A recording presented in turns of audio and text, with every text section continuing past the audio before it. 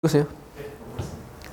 자, 봅시다. 여러분, 이거 제가 18학년도 6월 내용 다 써놓은 이유가 있어요. 이거는 18학년도 6월이 전제된 거예요. 여러분이 딱 보시면 알겠죠. 자, 18학년 6월에 뭐가 나왔었냐면은 중앙은행이 통화정책을 어떻게 수행하느냐. 시중은행을 대상으로 채권을 매매한다. 자, 시중은행이 가지고 있는 채권을 사들이면 중앙은행이 가지고 있는 돈을 풀었겠죠. 그럼 시중은행은 당연히 돈이 많이 늘어요.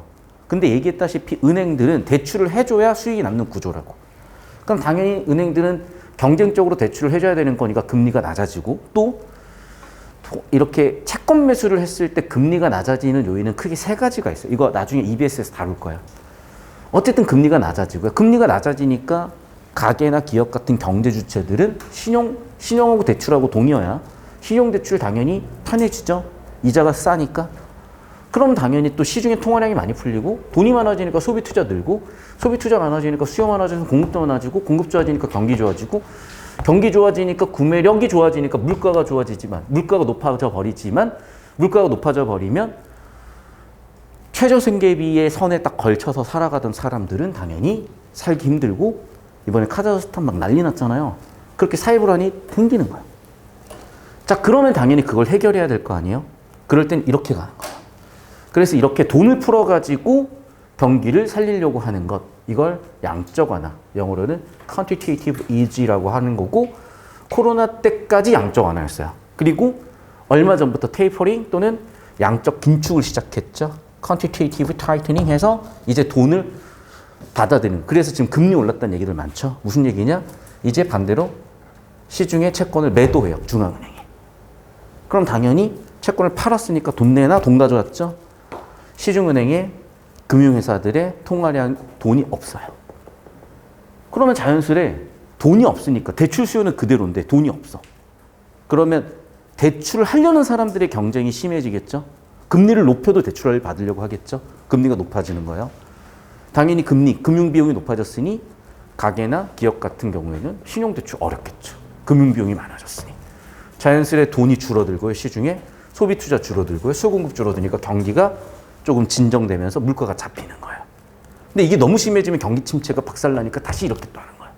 왔다 갔다 하는 게 통화정책의 기본이다. 이걸 이미 6월 평가원에서 너희 배웠지 애들아 하고 낸 거야. 이해됐어? 이걸 1달러기 다 때려박아놨어. 설명도 자세히 안 해줘. 왜? 이미 배웠으니까. 그럼 이 지문은 추가적으로 뭐가 나오는 거냐? 제가 여기다 써놨는데 2달러 주제는 뱅크런 얘기가 나와요. 3달러 얘기는 글로벌 금융위기 이후 어떤 변화가 있는지가 나와요. 그리고 끝단락의 수능성과 해결 방법으로서 완충자본 제도가 나와요. 그러니까 제가 여기다가 이렇게 색깔펜으로 적어놓은 이 키워드들이 이 글에 이미 18학년도 6월 평가원에서 세팅된 거 베이스로 출제가 더 된 거니까 아작이 날 수밖에 없죠. 학생들이. 여기까지 되셨습니까? 이미 알고 있으셔야 된다는 겁니다. 여기까지. 자, 그럼 이 내용을 하나씩 좀 확인을 해볼 거고요. 그 전에 좀 설명을 듣고 가세요. 뱅크런이라는 개념을 설명드리면 은행은 기본적으로 예금자가 낸 예금을 그냥 가지고 있으면 이자만 나가는데 손해지. 대출을 해줘야 돼요. 그래서 보통 전에도 얘기했었죠. 예금이자 2% 주고 대출이자 5%를 받아야 예대 마진 3% 내는 거야. 됐어? 문제는 뭔지 알아요? 예금한 사람들이 예를 들면 1,000억을 맡겼다고 치자. 이게 보통의 경우에는 5% 이상 찾아가질 않아요. 그럼 은행은 당연히 어떻게 하겠어? 예금의 5% 정도만 가지고 있고 95% 정도를 대출해 준단 말이에요. 이해됐어요? 근데 문제는 갑자기 금융위기가 왔다든지 갑자기 막 무슨 불안한 상황이 왔다든지 그럼 예금자들은 불안하니까 내 돈 내놓으세요라고 할 거 아니야. 그러면 돈이 어디 있어? 소문나는 순간 은행으로 달려간다. 이게 뱅크런이에요. 예금 인출 사태. 또는 이거예요. 자, 대출을 해줬는데 대출이 부도가 나. 즉 신용 위험이 있을 수 있는 거죠. 그럼 결국에는 뭐 가지고 대출해줬어? 예금자들이 예금 가지고 대출해줬잖아. 그럼 예금 빵금 난 거 누가 메꿀 거냐고. 안 메꾸고 은행 우리 터졌어요 하는 경우들이 많았어요. 그래서 막 2억 3억 맡겨놨다가 그거 다 털리고 5천만 원만 겨우 건지고 그래. 그러니까 우리나라의 법적으로 정부가 은행에 맡긴 돈은 5천만 원 한도로 정부가 보증해줘요. 근데 여러분이 막 10억 맡겼잖아. 그럼 예를 들면 A은행이 터졌잖아. 그럼 여러분은 거기서 5천만 원밖에 못 건져요. 맞아. 그게 진짜 있어. 자, 그러면 그런 걸 대비하기 위해서, 즉 뱅크런 대비하기 위해서 뭐라고 하냐? 야, 너희 이러는 거 대출 부도나고 신용위험 너희 대비해야 되니까 자기 자본 비율 높여. 이게 바로 BIS 비율이에요. 뒤에 있죠? 20학년도 수능. 21학년도 수능, 20학년도 수능. 자, 봅시다. 근데 왜 이렇게 내군지 생각을 해봐. 이 시대 살아가는데 이거 모르면 어떻게 살 거야, 진짜. 심각해, 여러분. 진짜 아셔야 돼요. 요거 보세요. 이거 제가 몇 번 그려졌는데 이제 이게 제일 큰 문제였던 거야. 잘 보세요. 원래 기본적으로 자본주의는요, 인플레이션과 그리고 경기 침체, 그래서 경기 호황과 침체가 계속 사이클이 될 수밖에 없어요. 그러니까 우리나라는 IMF까지 좋았다가 아작나면서 당연히 경기 지표 박살나면 자산 가치도 같이 박살나야 돼요. 리먼 때 경기 지표 박살났는데 예상대로라면 아래로 가야 될 그래프가 미쳐가지고 개떡상하는 거예요. 자산 가치가 미친 듯이 올라가기 시작해. 그럼 뭐가 생기냐면 실제 자산 가치는 여기 있어야 되는데 거래되는 가치가 여기면 이만큼이 버블이에요. 요거 터지면 이제 일본처럼 아작나는 거야. 각국이 두려워하는 거예요. 실제로 리먼도 정확하게는 얘가 이렇게 올라서 생긴 문제였던 거예요. 이미 버블이 문제였는데 버블이 더 껴버리는 거야, 이제. 그러면서 글로벌 금융위기 이후에 도대체 이거 어떻게 해결해야 돼? 왜? 예전에는요, 아까도 얘기했잖아. 얘를 하면 이게 됐어. 근데 리먼 터진 뒤로는 안 돼요, 이게. 안 돼. 경기가 안 살아나. 근데 버블만 생기는 거야. 어떻게 풀어야 돼? 이런 상황이었어요. 다시. 이걸 모르잖아요. 그럼 이제 우리는 다 이미 노동 생산성을 자동 생산성 이렇게 올라갔기 때문에 대처가 안 돼요. 이 세상에서. 다시 한번 말씀드리지만 우리가 3000년 전에 땅에 씨앗을 심으면 우리가 별 다른 걸 하지 않아도 6개월 뒤, 9개월 뒤에 10배 이상의 수확이 돌아온다는 거를 깨달았듯이 이제는 돈 자체가, 자본 자체가 생산수단이라는 걸 깨달아야 되는 시점이 오는 거예요. 자본이 생산수단인 시점이 이미 진짜 왔어요. 그게 자본주의예요. 그걸 굉장히 꽁꽁 싸매져 있다가 이제는 누구나 아는 세상이 왔고, 그럼 그걸 누가 정확히 아냐? 아니면 진짜 모르고 예전처럼 살아가느냐? 그 차이인 거야. 평생 의식주 주 해결 못하고 살 것이냐, 아니면 의식주 주는 해결할 것이냐. 보세요. 자, 전통적 통화정책은 정책금리를 활용해 물가를 안정시키고, 자, 벌써 이미 이거 18, 6월 통화정책을 요약해 넣었어요. 이게 전형적인 평가원의 출제 방식이에요. 이렇게 그러니까 기출을 반복 출제할 때는 항상 이런 식으로 요약됩니다. 잘 보세요. 그리고 제가 여기다 써놓은 흐름은 좀 더 지금 설명드려버릴게요. 아시다시피 통화정책을 전제해서 오버시팅 세팅됐고 CDS 프리미엄이 리먼이 터트려 먹은 상품이라고 그랬었죠. CDS가 정확하게는 채권보험 상품이. 그리고 심지어 20학년도 3월 학평에 주식회사 나오자마자 나는 애들한테 야, 이거 3년 안에 이런 거 나올 것 같아. 근데 3개월 만에 나왔어요. 그때 제가 확 왔죠. 아씨, 이건 지금 뭔가 흐름이 왔다. 평가원 기출이 뭔가 명확한 흐름을 가지고 있다. 잘 보세요. 자, 중앙은행은 경기가 너무 과열되면 어떻게 해결한다? 금리 인상을 해요. 경기를 진정시켜요. 자, 저 따라오세요. 경기가 너무 날아가면 금리 인상을 해요. 다시. 자, 이렇게 잡아요. 이렇게. 금리가 너무 날아가면, 물가가 너무 날아가면, 경기가 너무 날아가면 금리를 높여가지고 물가를 진정시키고 경기도 좀 진정시키려고 해요. 이 내용을 요렇게 설명해 놓은 거야, 한 줄에.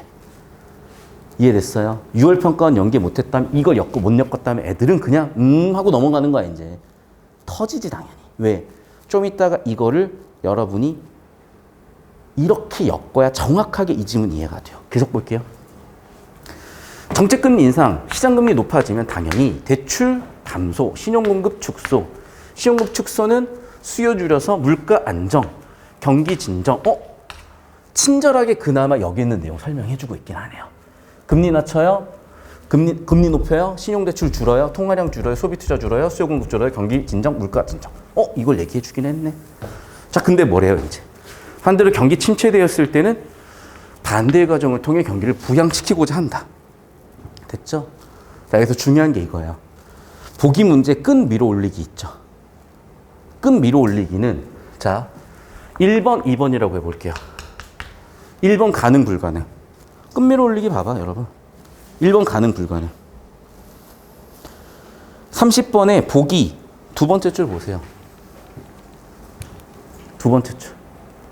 경기 과열 억제하는 데 효과적이다? 즉 1번은 가능이란 얘기예요. 얘는 불가능이에요. 얘는 어렵다요. 보기에 나와요. 좀 이따 보면 알겠지만. 지금 필기할 필요는 없어요. 일단 사진 찍어주세요. 필기하세요. 일단 잘 따라오세요, 여러분. 그냥 지금 못 푼다. 그냥 빨리 고치는 게 낫다. 또는 아무것도 모르고 그냥 나는 재건축 할게. 그 아파트 잘못 이 얘기 좀 위험하지. 여러분이 토대를 잘못 지어 놓으면 사고 나는 거야. 다시 한번 얘기하지만 그냥 처음부터 다시 가세요. 처음부터. 계속 봅시다. 원래 내가 이걸 약간 재건축 재개발에 비유하는데 요즘 또 뒤숭숭해서. 자, 봅시다. 금융을 통화정책의 전달 경로로 보는 전통적 병자. 무슨 얘기인지 이해돼요? 자, 금융이 뭐예요? 금융이 뭐예요, 여러분? 봐, 이미 터지잖아. 금융이 뭔지도 모르는데 지금 어떻게 할 거야? 통화정책이 뭔데? 18학년도 6월 못 엮으면 어차피 터지는 거야. 금융을 통화정책의 전달 경로로만 본다는 건 뭔데요? 금융을 통화정책의 전달 경로로 보지 않는 관점도 있는가? 죽어 그렇게 풀다 진짜. 다시 한 번 말씀드리지만 18학년도 6월이잖아요. 은행이 금융이라니까. 그러니까 18학년도 6월 평가를 보면은 시중은행을 금융회사를 통화정책의 수단으로 봤잖아요. 18, 6 풀었잖아. 나 저번 시간에. 저번 주에 풀었잖아요. 저번 주에. 기억 안 나? 아니 봐봐. 중앙은행이 시중은행과 채권 매매를 통해서 통화량을 늘리거나 줄이는, 그래서 금리를 높이거나 줄여서 여기까지 영향을 주잖아. 즉 통화정책의 전달의 매개체로 본 거잖아. 얘네를. 아니 은행하고 금융하고 동의어라니까. 은행하고 금융하고 동의어야. 제발. 알겠어? 그냥 동의어야. 왠지 묻지 마. 사과랑 애플이랑 왜 동의? 그건 애플이 사과니까 뭐라고 할 거야 그걸 도대체. 선생님 왜 다리랑 사람 다리랑 그 다리랑 같다. 뭐 초등학교 잼민이들 질문하지 말고 그냥 얘는 얘야 그냥. 금리랑 이자율하고 동의어야. 알겠어요? 더 뭐 어떻게 설명이 안 돼 그거. 그냥 애플은 사과예요. 자, 금융을 통화정책의 전달 경로로 보는 전통적 경제학. 무슨 얘기야 그러니까.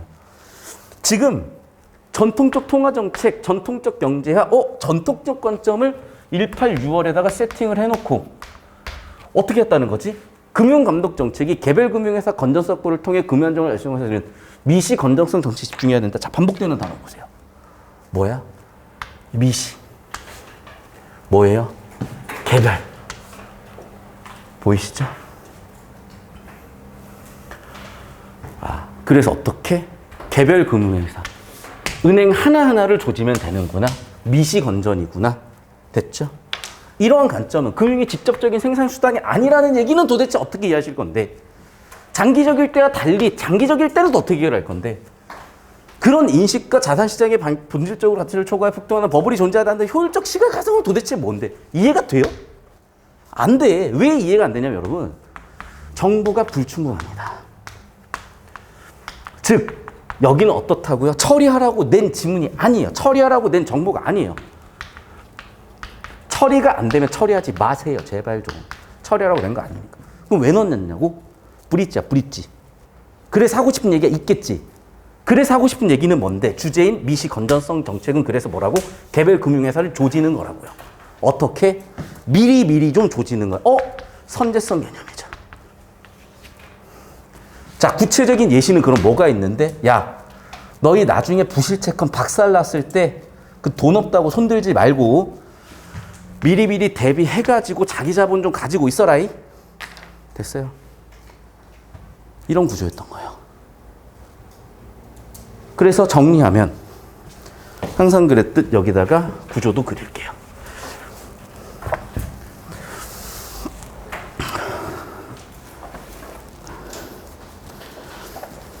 하나, 둘, 셋, 다섯.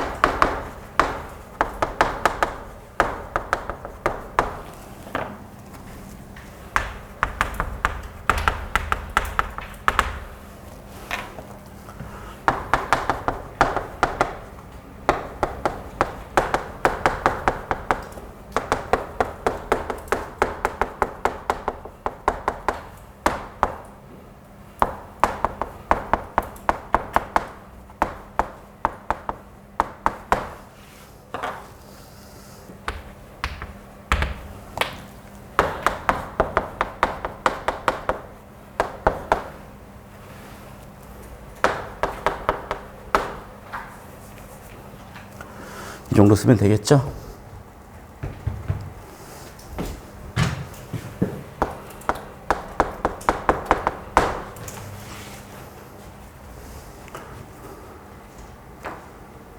다시 한 번 말씀드리지만 여러분이 읽고 이해가 되고 안 되고 이유를 알아야 돼. 여러분 진짜 난독증일 수도 있고요. 글이 안 읽혔을 수도 있고 집중력이 박살났을 수도 있지만 사진 찍어주세요. 저랑 트레이닝하고 나면 이게 이해가 안 되는 이유는 간단합니다. 지문 자체의 문제예요. 정보량이 불충분해요. 이해하기에 정보량이 충분하지 않아요. 아까 그랬잖아. 아까 가능성이 100% 이해 안 되는 이유가 뭐예요? 입에서 전제해버리니까. 입에서 풀고 왔다고 보니까 알고 있다고 보니까 이해가 안 되는 거지. 정보가 없으니까. 얘도 마찬가지예요. 계속 보겠습니다. 3달러. 자, 이처럼 전통적 경제학에서는 금융감독 정책을 통해 금융 안정을, 통화 정책을 통해 물가 안정을. 자, 3단락 구조 좀 빡세게 잡으셔야 돼요. 전통적 경제학. 자, 금융감독, 금융 안정. 통화 정책, 물가 안정. 그걸 어떻게 이원적. 자, 어휘력 좀 생각해 보시죠. 이원적이다, 두 개를 구분했다는 얘기인 것 같아요. 아마도 구분했나? 됐죠. 그러나 역접이라는 거는 이제 주제가 굉장히 빡세게 뭔가 잡히겠죠. 2단락 주제 뭐였는데? 전통적 경제학. 그럼 이제 뭐겠어요? 글로벌 금융위기 이후. 오케이. 주제 뭐였네. 전통적 관점과 글로벌 금융위기 이후를 비교 대조하는 지문이구나. 3단락 글로벌 금융위기. 곧 나오겠죠.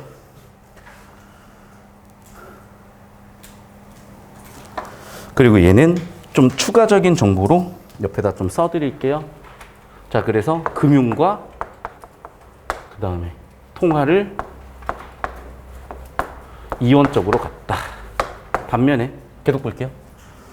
글로벌 금융위기 이후 금융 시스템이 와해되어 경제 불안이 확산됐고 기존의 방식에 대한 자성. 좀 더 자세히 설명해 줘봐요. 무슨 얘기인지 모르겠어요. 경기 부양을 목적으로 한 중앙은행이 보세요. 경기가 박살났으니까 당연히 경기 부양을 해야죠. 그러려면 어떻게 되는 거야? 위쪽이요. 양적 완화 QE예요. 금리 낮추고 통화량 늘리면서 신용대출, 통화량 늘리면 소비투자 이쪽으로 가려고 하는 거예요. 지금. 왜? 경기가 박살나고 있으니까. 지표 박살나고 있으니까. 저금리 정책 썼어요. 그런데 어떻게 돼? 경기가 좋아지는 게 아니라 버블을 만들어버려요. 금융 불안을 만들어버려요. 또 대형화됐대요. 잠깐만. 개별금융회사 아까 2단락 내용인데 옛날에는 개별금융회사 하나만 조지면 되는데 이제 어떻게 되는 거야? 거대해버린 거. 거대해져 버린 거죠. 그래서 어떻게 된 거냐? 기존 정책으로는 한계가 생긴 거죠. 됐죠. 그래서 물가 안정뿐만 아니라 금융 안정? 잠깐만. 뭔가 역접되고 구조적인 특징이 보였네요. 여기는 뭐야?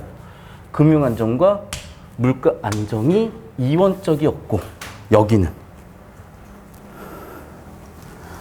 물가 안정 플러스 금융 안정? 뭐가 차이인 거지? 아, 얘는 이원적이면 얘는 좀 더 통합적이고 이론적으로 봤나? 아직은 모르겠어요. 그 결과 어떤 일이 벌어졌대? 야, 미시 건전성 아까 2단락 썼지? 2단락 주제는 물론이고 3단락 주제 거시 건전성도 써야 된다? 아, 당연하겠죠. 시스템이고 거대화됐으니까. 그러니까 어떻게 하지? 아하, 상호 보완으로 가세요. 오케이. 그러면 얘네는 이원적이었다면 얘네는 지금 상호 보완 쪽으로 가야 된다는 얘기네. 됐죠? 그래서 전통적 관점과 글로벌 금융위기 관점이 다르고 글로벌 금융위기의 제일 큰 문제는 뭐였어요? 더 이상 전통적 관점이 통하지 않는다는 거. 그래서 해결 방법으로 뭐였냐면 미시는 당연하고 거시적인 해법도 있었어야 됐다. 사진 찍어주세요.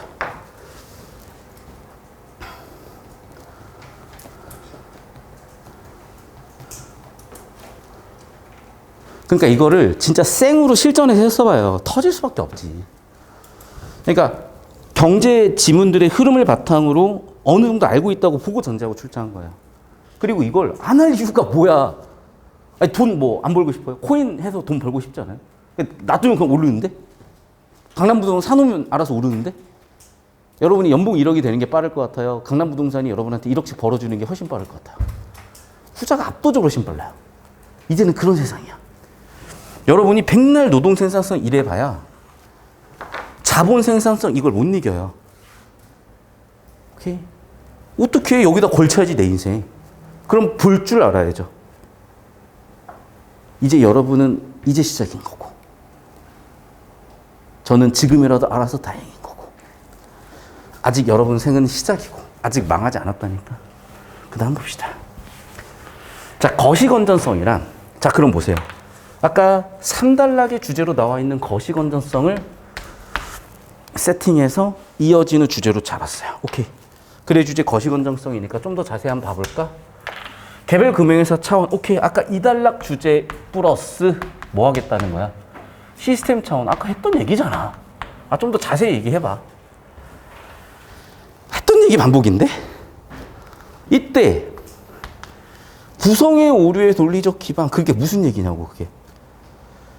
미시 건전성 정책이 거시 건전성을 담보할 수 있는 충분 조건이 되지 못한다. 그럼 필요 조건이다? 어쩌라고? 왜 자꾸 처리한다는 데서 어그로 끌리냐고. 처리하라고 낸 게 아니라니까. 문제 푸는데 필요하면 나중에 돌아올 거잖아, 어차피. 넘어가 봐요, 일단. 예방적 규제, 뭔 얘기지? 얘는 예방을 안 하나? 자, 봐. 보세요. 거시와 미시의 차별성을 얘기했어.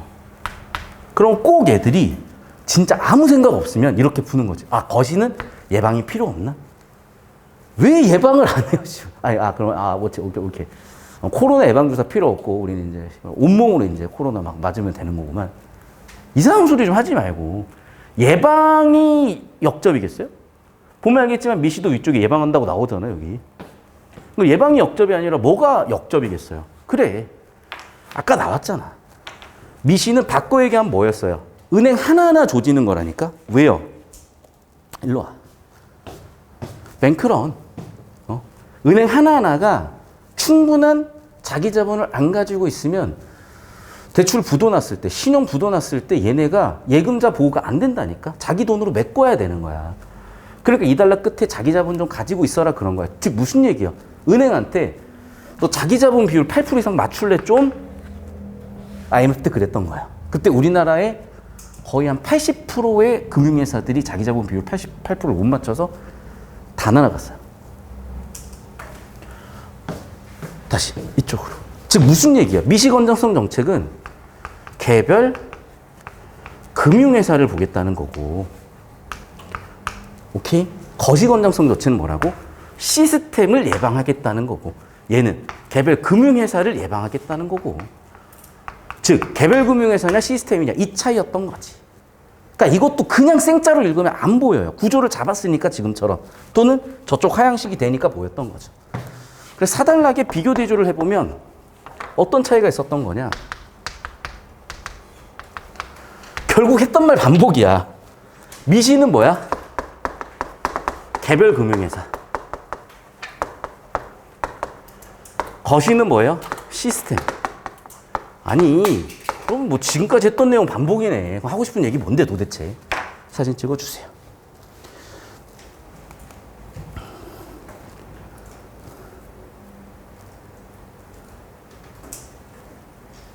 필기하셔야 돼요, 필기.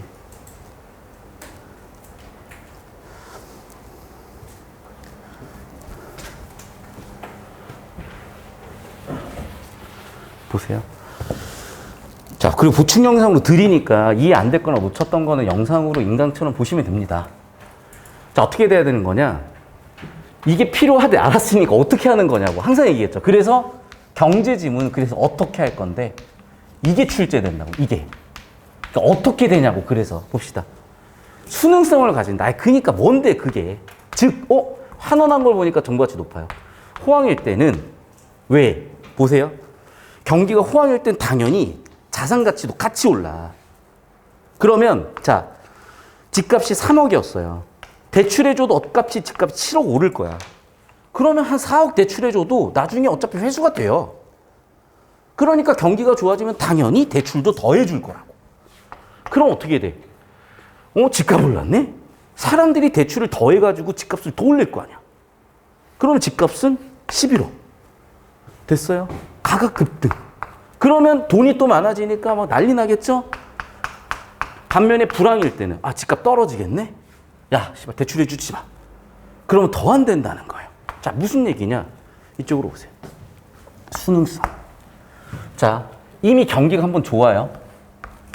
그러면 저쪽으로 쭉 돌아와서 은행들이 신용대출을 더 높여주려고 할 수밖에 없다. 왜? 회수가 잘 될 거니까.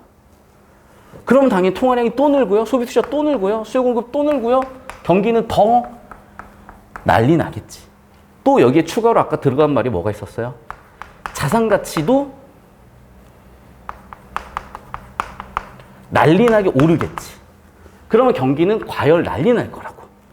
이해됐어? 이게 수능성이야. 반대로 경기가 박살났어요. 그럼 어떤 일이 벌어져? 아이씨, 이거 대출해줬다가 쟤네 파산 나가지고 우리 회수 못하면 어떡해? 야, 대출 주지 마. 더 돈줄이 마르니까 경기가 더 박살나는 거야. 자, 그럼 수능성이라는 건 결국에는 뭐예요? 문제였던 거예요. 그걸 지문에서 어떻게 해결해라? 완충자본 제도로 해결을 해라. 그럼 완충자본 제도가 뭔데요? 이를 완화할 수 있는. 보였죠? 그래서 PS. 그게 뭔데요? 완충자본 제도가 뭐냐고. 그래서 친절하게 또 설명해줘요. 자, 어떻게 하냐면 경기가 난리 났지? 이렇게 너희 야, 추가적인 자본 좀 가지고 있어. 완충자본 좀 가지고 있어. 그러면 대출을 못 해주니 신용팽창이 억제되겠네. 봅시다. 경기가 난리 났을 때는 너희들아 여기다가 돈 쓰지 말고 완충자본을 적립하세요. 그러면 대출을 못 해줬네. 돈이 없으니까. 그럼 통화량 그렇게 늘지도 않고 자산가치나 소비투자 그렇게 늘지도 않고 경기가 아주 날아가진 않겠구나. 반대로 여기서는 완충자본을 사용하세요. 그러면 완충자본을 사용하니까 신용대출을 더 해줄 수 있겠죠. 통화량 늘겠죠. 소비투자 늘겠죠. 수요공급 늘겠죠. 경기 아직 빠그러지진 않겠네. 그렇게 완충자본을 적립된 완충자본 언제 써라? 침체기 왔을 때는 써라. 됐죠? 사진 찍어주시고 사진 30초 다시 잡아주세요. 필기하셔야 돼요. 뒤지는 지문이에요, 사실은. 이걸 풀라고 냈으니 만점자가 65명 나올만 하죠. 대치 막 4시간씩, 6시간씩 뭐 줄 서가지고 등록해놨더니 만점자 0.94명. 전원 다 대치해서 나오지도 않을 텐데. 나왔다고 가정하더라도.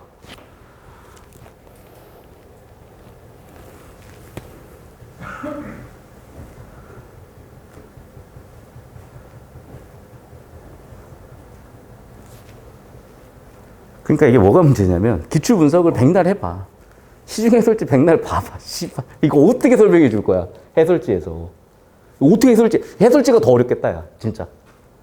쉽지 않아요, 진짜. 이게 혼자 봐가지고 되지가 않는다니까, 이런 지문들은 요즘은. 그러니까 변별이 되는 지문, 변별이 안 되는 그냥 평이한 지문들 있잖아요. 그런 건 이렇게 치나 저렇게 치나 그냥 사실은 공부 좀 머리 좋고 좀 똑똑한 친구들은 그냥 풀어요.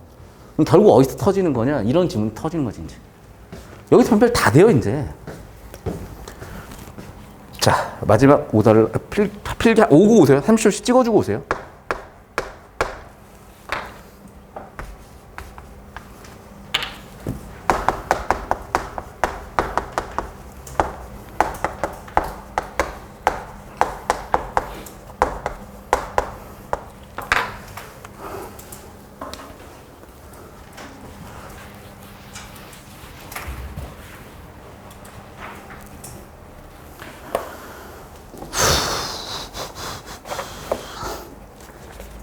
다 했어요? 다 했어요? 네, 여기 잠깐만 10초만 더 잡아주세요. 5단락 추가했으니까 5단락까지만 추가로.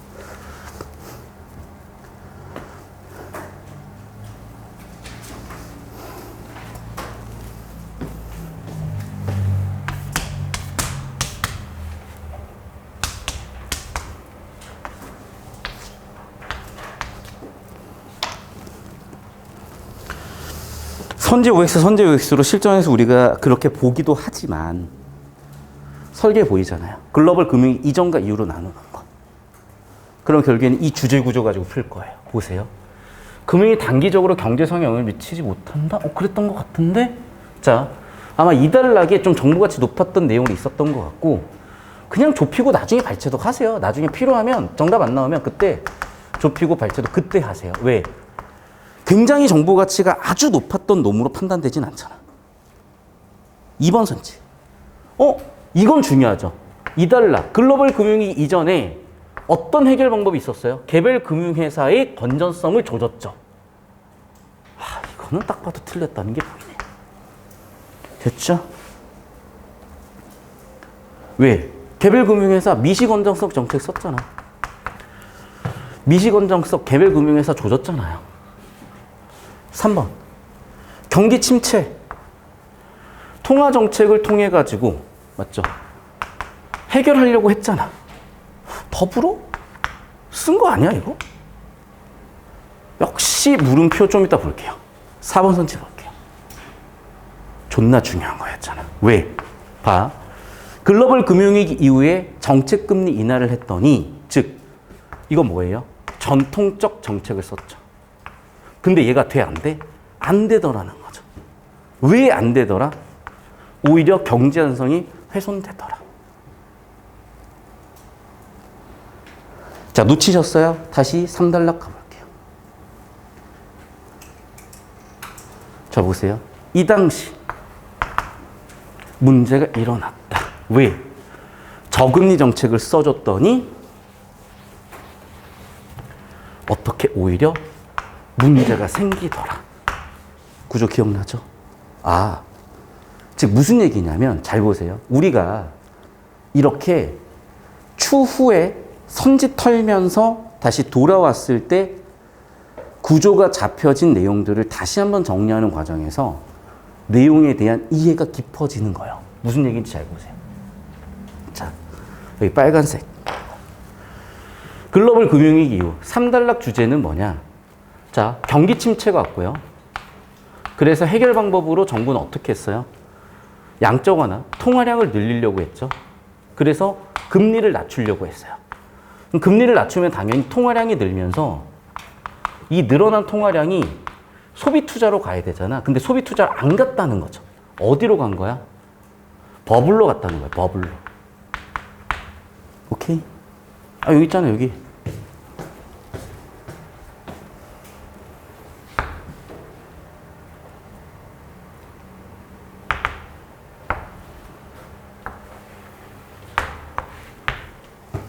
됐어요? 왜 버블로 갔냐? 사실 이것도 어느 정도 여러분이 알고 있다고 보고 낸 건데 평가원에서는 왜?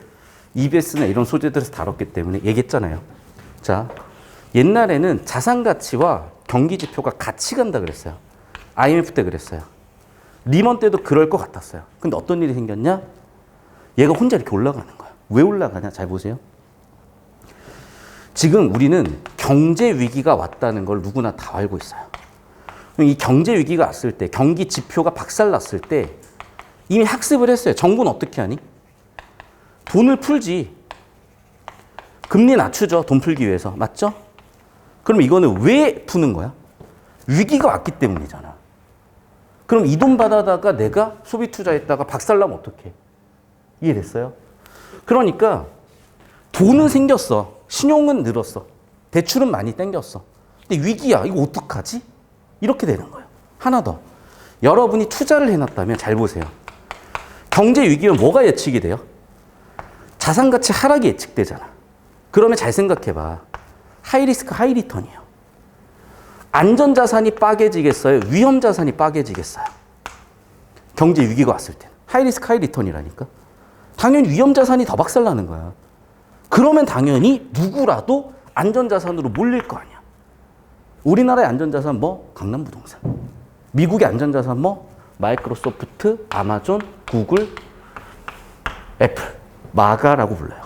얘네가 개떡상하기 시작하는 거야. 강남부동산 개떡상하기 시작을 하는 거야. 이해됐어요? 오히려 버블이 생겨버린 거지. 오케이?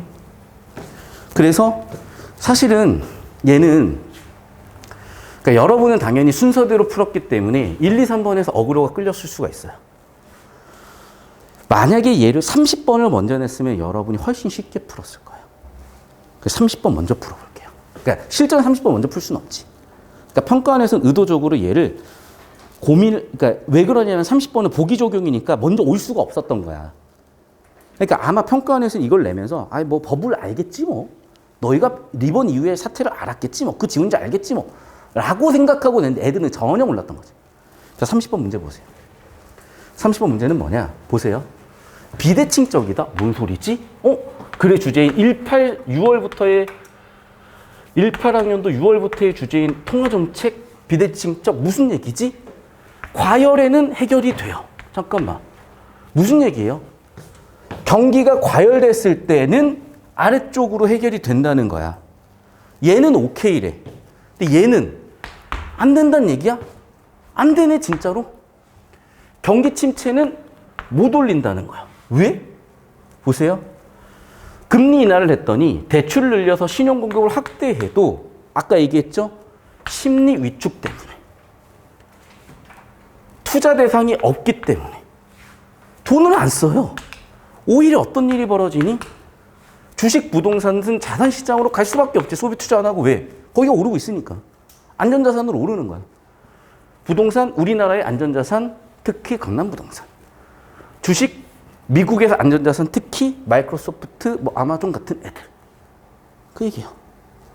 그걸 뭐라고 한다? 비대칭적이다. 또 비대칭적이다. 그걸 뭐다? 끈 밀어 올리기다.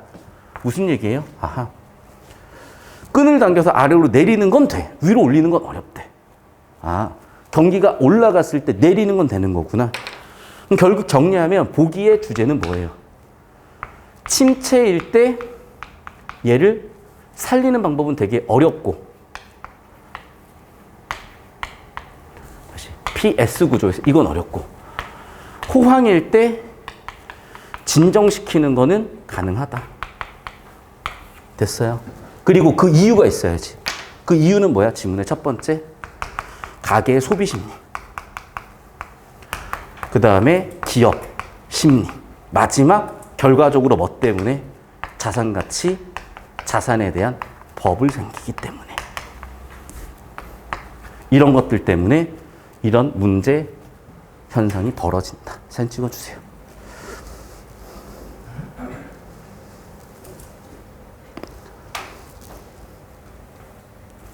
그러니까 보통 지문 아닌 거예요. 오케이. 그러니까 이걸 100% 이해하고 내는 건 일단 불가능하고 현실적으로 답을 내기에 충분한 이해도를 가지고 가기 위한 과정도 기출과 EBS 심지어 때때로 교육청까지 엮어내지 않으면 죽어요, 진짜. 그래서 국어는 결국 어떤 학생들 혼자 하죠. 상상, 이감, 바탕, 한수 같은 사설 모의 풀면서 왜? 사설 모의가 EBS를 변형해내잖아. 그러니까 자기도 모르는 새 연계학습이 돼버린 거지. 그러니까 그런 식의 해법으로 사실은 모의고사가 개떡상한 건데 얘기했다시피 모의고사 질도 이제 널뛰기야. 죽겠어. 옛날에는 그래도 딱 한두 개 추천해 줄 수가 있었는데 이제는 죽습니다. 자, 그럼 보세요. 1번 선지. 버블. 버블 있네. 버블. 2번 선지. 자, 보세요. 심리 있네, 심리. 자, 봐. 전제가 뭐예요? 전제. 보기에 끈 위로 올리기가 있다예요. 그러면 침체에선 해결이 어렵고, 맞죠? 침체에서 해결이 쉽다, 어렵다? 어렵다. 비슷한 표현으로는 해결 방법이 있다, 없다? 해법이 없다. 완충자부 제도 도입하면 뭐하냐? 어차피 사람들이 돈 빌려다가 뭐한다? 부동산 사고 주식 사겠지. 완충자본 제도가 뭐야? 경기 박살났을 때 대출 좀 팍팍 해줘. 대출 팍팍 해주면 뭐 하겠어? 그걸로 부동산 산다니까요. 맞잖아. 그랬잖아, 지문에서. 왜? 아니 지금 글로벌 금융이 와가지고 개빡해지는 거 하는데 나보고 이거 소비하라고? 에이, 못하지. 잠깐만. 주식이 오르네? 부동산이 오르네? 안전자산이니까 오케이, 여기다 때려 박자. 버블만 생기는 거예요. 완충자본제도 써봐야 어떤 일이 벌어져요? 버블만 키우는 거라고, 버블만. 왜? 얘는 뭘 공급하는 건데? 통하냐? 정확하게는 신용과 대출을 늘려줘. 그럼 신용 대출을 늘면 보기에 나왔다시피 뭐 한다고요? 확대된 신용 공급이 주식, 부동산, 자산, 버블. 됐어요? 정답 3번이라고 그래서. 죽는 지문이에요, 그냥 진짜. 알면 그러니까 이런 흐름을 다 알고 풀어야지 풀리는 거지. 자꾸 이상하게 풀어놓고 이상한 얘기 하지 말라고 제발. 사진 찍어주세요. 착착. 필기해 주시고. 필기할 시간 30초. 자, 다시 한번 얘기하자면 이 정도면 거의 끝판왕이야. 얘기했잖아. 이거 다 맞춘 애들 전국에 65명. 여러분 다 맞췄다. 오케이. 전국 65등 인정. 알겠어요? 오늘 당장 지금 1월 달인데 나 전국 65등 못 됐어. 인생 병신 됐어. 누가 그래? 한두 문제 틀려도 괜찮아요. 대학 갔는데 아무 지장 없어.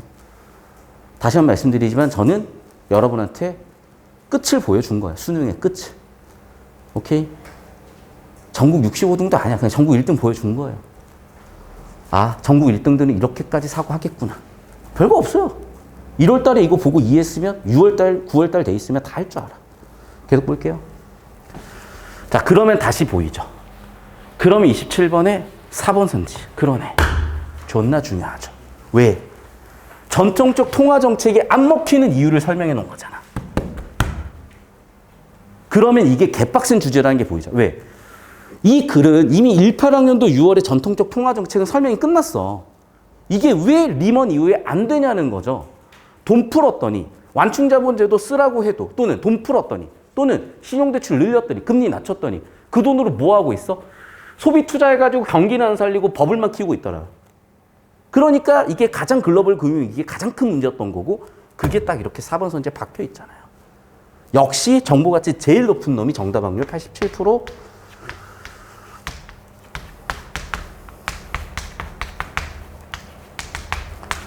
여러분 통계는 거짓말하지 않아요. 오케이? 필기해 놓으세요. 그러니까 여기까지 보이기는 어렵죠. 어떻게 알아? 니네가 갑자기 30분 풀다가 27분 어떻게 오겠어? 근데 설계가 이렇게 됐다는 걸 보여드린 거예요, 저는. 뭐 보이는 걸 설명을 해야죠, 어떻게. 계속해서 28번. 벌써 또 지친다. 기억, 미시, 니은, 거시. 야, 이거 봐봐. 그러니까 내 수업 듣다가 옛날 학생들이 막 소름 끼친다는 애들이 있었는데 왜 그러냐면 봐봐. 결국에는 미시것이 비교 대조야. 미시것이 비교 대조야. 미시것이 비교 대조야. 적절하지 않은 거, 틀린 거 찾으래. 맞죠? 자, 니은, 것이죠. 오달락의 수능성 문제 해결하는 완충자본제도 오케이. 맞죠? 별개? 이원적을 얘기하는 건가?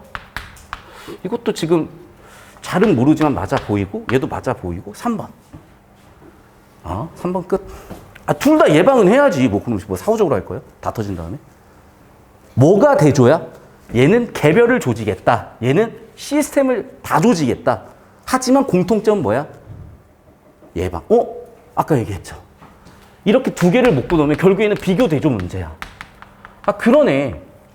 자, 표 그려볼게요, 옆에다가.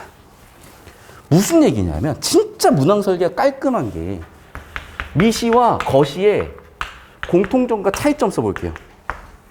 공통점은 둘 다 결국 뭐야? 예방해야지. 예방을 왜 안 해? 선제적으로. 차이점 뭐예요, 미시는? 개별 금융회사 조진다니까? 얘는 시스템 조진다고요. 또, 어딨냐?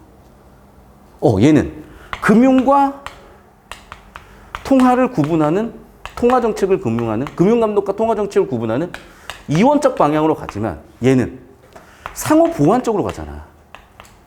그러면 비교대조 표 그려놨더니 이건 공통점인데 왜 달리라고 적어놨지? 정답 3번 깔끔하게 보인다고요. 표 그려 빨리. 귀찮아지 말고. 그러니까 구조를 잡고 정보 처리가 되면 그냥 깔끔하게 답이 그냥 눈에 보여요. 자꾸 이걸 뭘 눈으로 풀려고 그래. 실력도 안 되면서.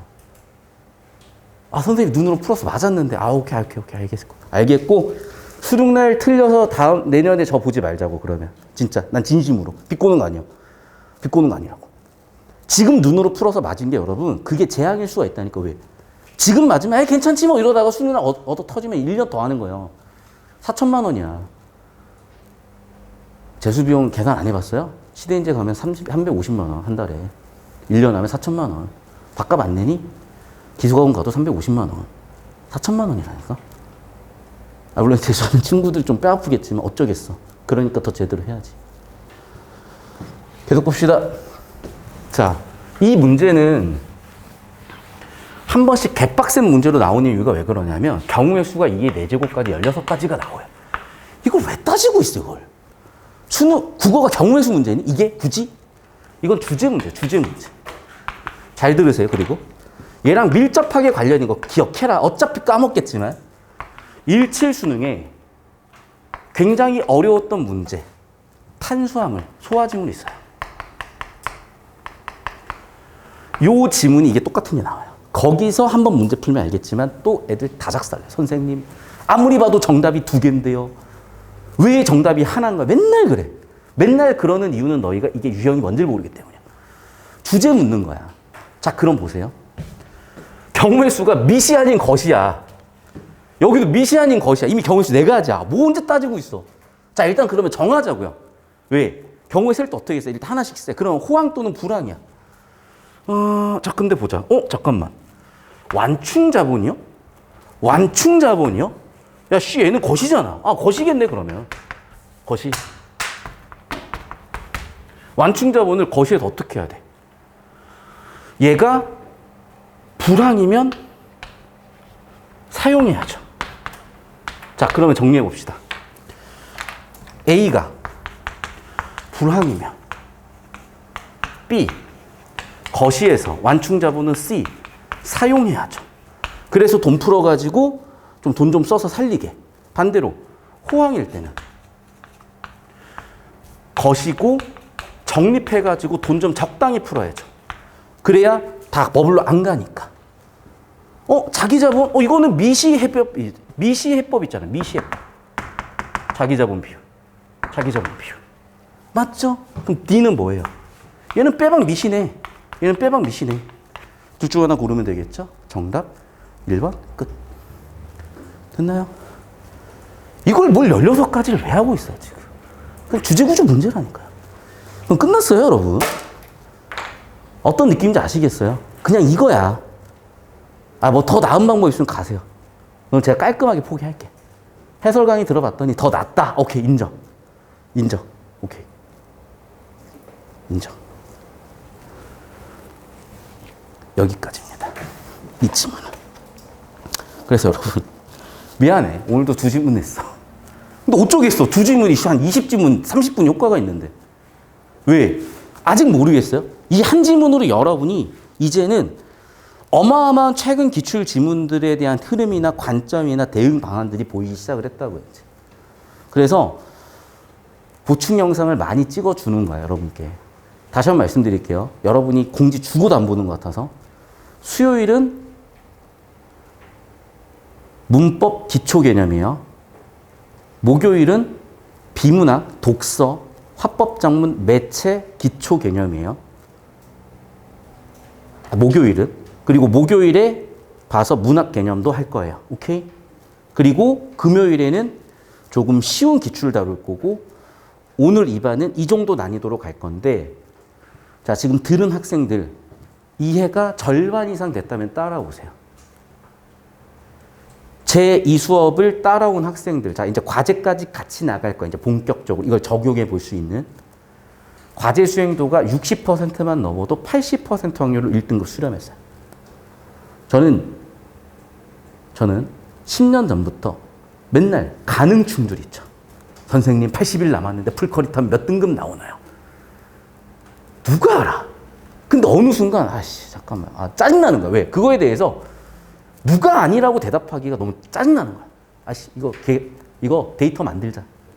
그래서 데이터를 만들어 봤어요. 만들어 봤더니 과제 수행이 60% 이상인 학생들 중에 80%는 1등급 다 수렴했어요. 내가 대답할 수 있는 건 그거예요. 정확하게. 오케이? 자, 그래서 잘 따라오시고, 자, 일단 20분 남았으면 어떻게 해야 되냐, 이거. 오케이.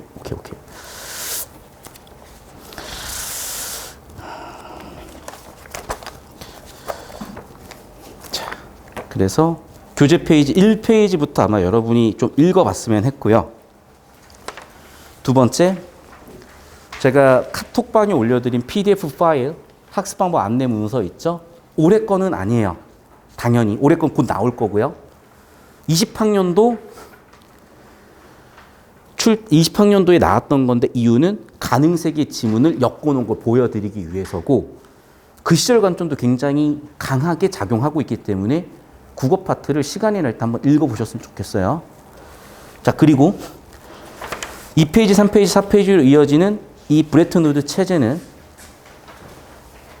이번 수능 최대 난제였던 트리핀 딜레마 관련된 지문으로 연계 출제된 게 보였지만 이 역시도 앞서 12개 지문이 엮였어야 된다는 거고 그 엮여있는 지문들은 제가 여러분 금요일 보충 수업 영상 같은 걸로 찍어놨어요.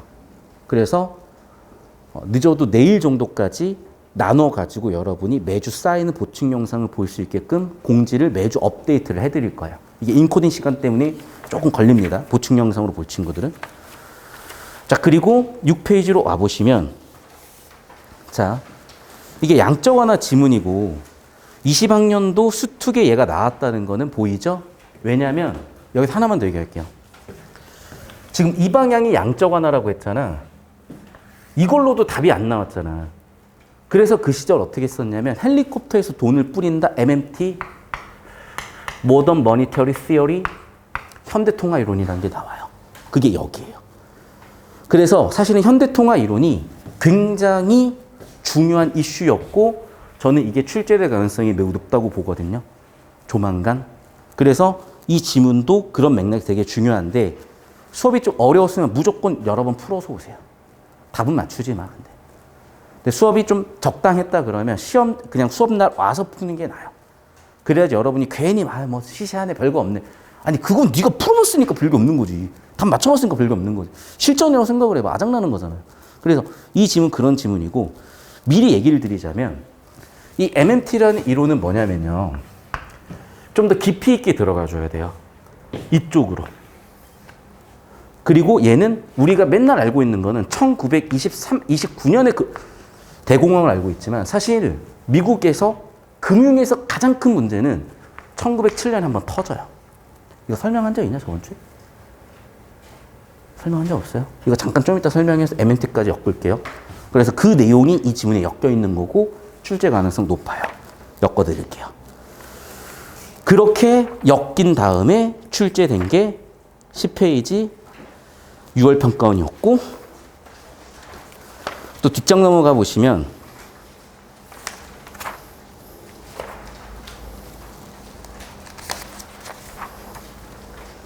자 18페이지 보시면 이거는 과제로 그냥 푸세요 여러분이. 19학년도 가능세계 연계 지문이 이렇게 출제가 됐다는 걸 여러분 스스로 확인하고 엮어보세요. 아마 보일 거예요. 이반 학생들은 보일 거고 뭐 질문이 좀 많이 들어오면 이거는 수업 시간에 다룰 거고 없으면은 스킵이고요. 자, 그 다음에 이게 하도 학생들이 가능세계에 대해서 감을 못 잡고 뭐 학생뿐만 아니라 별의별 사람들이 하도 말이 많으니까 22페이지에 보세요. 22페이지 보시면은 가능세계 다음 수능에 바로 뭘 냈냐? 전통적 인식론자 베이주주의자를 내요. 이게 뭔지 잠깐만 설명드릴게요. 전통적 인식론자는 임의 명제에 대해서 우리가 세 가지 믿음 중에 하나다. 자, 내일 눈이 온다는 명제는요. 내일 참으로 판명 나거나 거짓으로 판명 나겠죠. 근데 지금 이 시점에서는 모른다죠. 그러니까 우리는 일반적으로 명제에 대해서 true or false 혹은 모른다예요. 그런데 잘 생각해 보세요. 자, 명제가 참이다. 그럼 100% 단 하나의 거짓도 없어야 돼요. 명제가 거짓이다. 그럼 단 하나의 참도 없어야 돼요. 그러면 질문. 이 수많은 걸 그냥 모른다고 할 거야? 이건 이상하잖아요. 왜? 자, 내일 비가 올 확률이 80%야. 우산 안 챙기나요? 우산 챙길 거죠. 내일 비가 올 확률이 40%야. 우산 챙겨요, 안 챙겨요? 안 챙겨요? 저는 내일 비가 올 확률이 5%만 돼도 우산 챙겨요. 비 젖는 게 싫으니까 잡아. 확률이 달라짐에 따라서 잠깐만 나 이 정도면 우산 챙기는 게 좋겠는데? 아이 뭐 귀찮은데 뭘 우산을 챙겨. 확률에 따라서 판단하는 게 효용성이 생기기 시작을 하잖아. 니은 뭐예요 그래서? 믿음의 정도. 보여요? 명제를 확률로 판단하겠다. 메이주주의자는 검색해보시면 알겠지만 확률 통계학자들이에요. 그래서 논리가 더 이상 참, 거짓, 모른다의 진리치로만 따지는 게 아니라 이 가운데 있는 진리치를 확률로 따지기 시작했다고요. 확률로 따지기 시작했다고. 이해됐어요? 왜? 이게 훨씬 효율적인 방식이니까. 정보 처리 방식이니까. 왜? 얘기했죠? 우주의 정보는 무한대의 시대에 왔어요. 우린 이미. 우리가 알고 있는 인류의 지식은 진짜 요만큼이에요. 그럼 요만큼 가지고 어떻게 다 판단을 해? 근데 지식이 쌓이다 보면은 분명히 100% 아는 건 아니지만 어느 정도 알고 있기 때문에 여기서 유의미한 방향성을 가지고 가야 될 거 아니야. 무슨 얘기냐? 여러분, 빵 %냐 100%냐는 정보가 100% 주어지는 경우 판단할 수 있는 거예요. 정보가 없는데 어떻게 0%인지 100%인지 판단을 하니? 자, 무슨 얘기냐고? 자, 질문해 볼게요. 자, 모든 A는 참이래요. 질문. B는 참이에요, 거짓이에요? 모르지. 왜? 전체 집합이 참일 수도 있고 A만 참일 수도 있고 A, B 둘 다 참일 수도 있고 아니면 B의 절반이 참일 수도 있고 거짓일 수도 있고 미지의 정보가 어마어마해버리잖아. 이해돼요?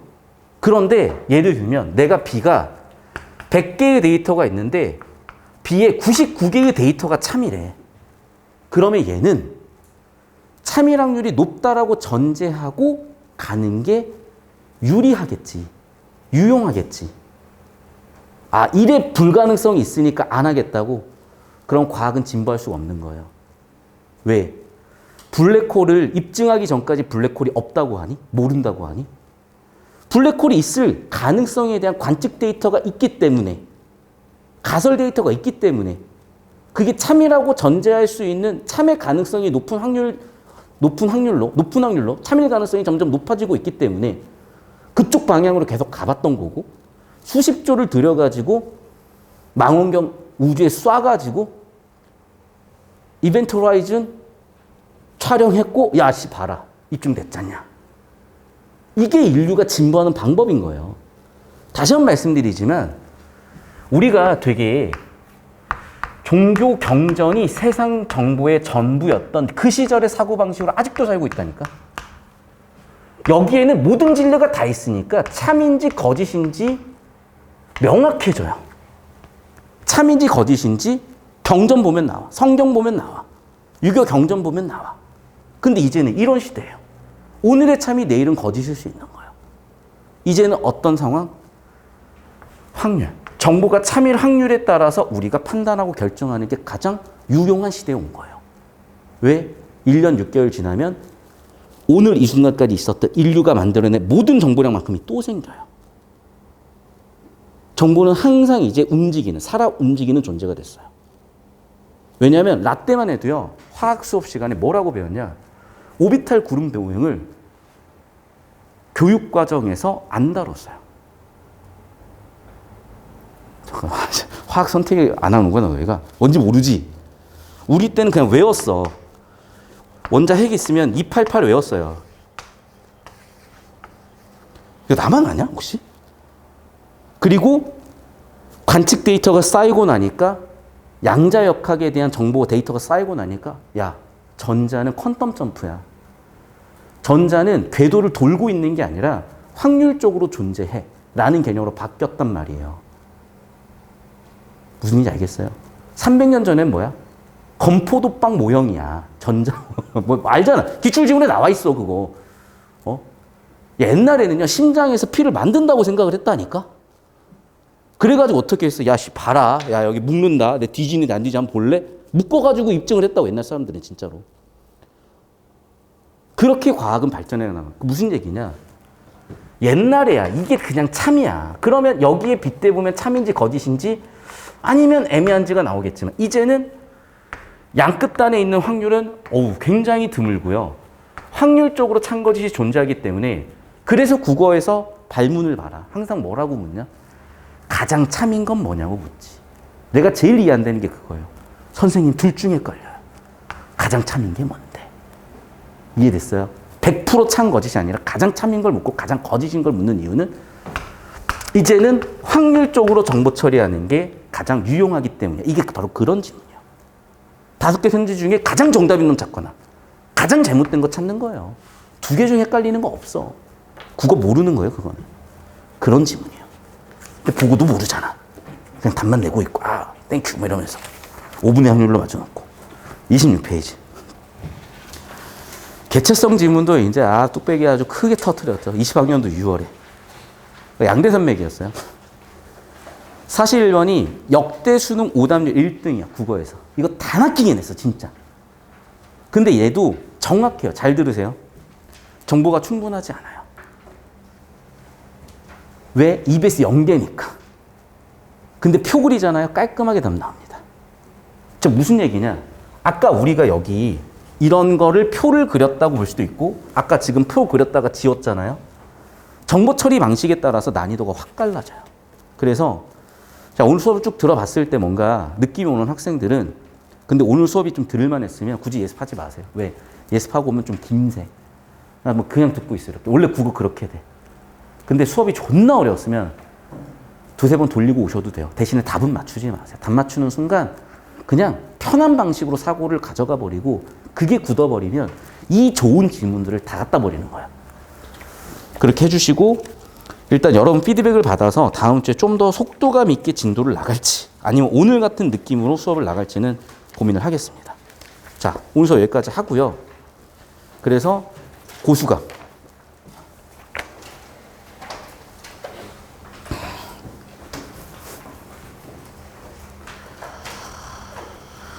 시작이고 이게 시작이에요. 이게. 이런 킬러 지문들 위주로 다루는 방향으로 오늘 수업은 흘러갈 거고 다만 여러분이 지금 등급에 상관없이 수업 따라올 수 있다면 잘 따라와 주시고 자, 아직 안 끝났어요. 자, 눈으로 복습해 주시고 질문들 있으면 올려주고 가시고요. 자, 핸드폰 있죠? 꺼내서 오늘 필기한 거 사진으로 찍어서 밀착톡에 올리고 가세요, 집에. 빨리 시작. 그래야 여러분이 문제를 어떻게 풀었고 이해를 어떻게 했는지 보여요. 하나 더. 여러분 샤프로 문제 푼 거 지우지 마세요. 그래야 여러분의 필기와 제 필기가 비교대조 되니까. 사진 찍어 올려놓고 가세요. 자, 질문 있으면 앞으로 나오시고. 올려주고 가셔야 돼요. 필기한 거 사진으로 찍어서 올려주고 가. 자, 밀착톡이나 단톡이 뭔지 모른다. 나 안 들어와 있다, 손. 오늘 처음 와가지고 모른다, 손 봤자. 있지 않아? 뒤쪽 생기 여쭤보시면 됩니다. 자, 그리고 개별적 질문 있으면 오시고. 자, 여기 하나만 더 물어볼게요. 여기 혹시 엄매 선택이다, 손. 화작 선택이다, 손. 번쩍 들어봐요. 화작 선택이다. 번쩍 들어, 번쩍. 하나, 둘, 셋, 넷. 내리시고. 나머지 다 엄매잖아요. 이렇게 할게요. 사실 이제 화작도 킬러가 있어요. 뭐 그거는 엄매 학생들 중에 듣고 싶으면 들으시면 되는데 매체가 여러분이 좀 풀어오시면 알겠지만 화작하고 비슷하기 때문에 매체가 고민인 학생들은 화작 수업할 때 들어오시고 엄매 당연히 문법 킬러가 문제인데 문법 킬러 한 문제가 자꾸 문제라고 얘기하는데 그거는 난 좀 웃기는 얘기야. 자, 우리가 독서가 어느 정도 마무리된 시점에 엄매와 화작을 2시간씩 나눠가지고 한번 가보려고 하고요. 그때 여러분 미리 제가 예고해 놓을 테니까 좀 문법 개념 정도는 한번 훑어보고 오세요. 개념 안 잡혀 있으면 보충 영상 드릴게요. 그렇게 오시면 아마 오늘의 충격 이상의 충격이 있을 거라고 저는 장담하는 게 문법 킬러가 우리 예상과는 완전히 달라요. 절대로 개념을 심화적으로 묻는 문제가 아니라 누구나 다 알고 있는 개념, 그런데 놓쳤던 개념에서 변별되거나 또는 누구나 알고 있는 개념이 변별이 돼요. 즉 사고력 측정 시험이라는 거예요. 개념 암기 측정 시험이 아니라. 다음 주에 뵙겠습니다. 오늘 수업 여기까지. 잘 가세요.